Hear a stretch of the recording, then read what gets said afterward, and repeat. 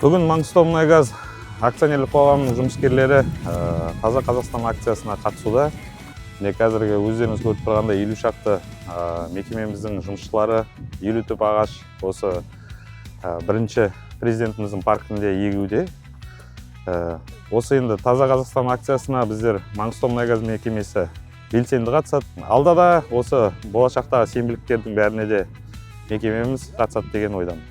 Алғысқа құрметті Маңғыстаумұнайгаз акционерлік қоғамы ұжымы, Таза Қазақстан Республикалық экологиялық науқан аясында белсенділік танытып, қоршаған ортаның тазалығын сақтауға қосқан үлесіңіз үшін сізге шынайы алғыс білдіреміз. Құрметпен Маңғыстау облысының әкімі, қошеметтеріңіз.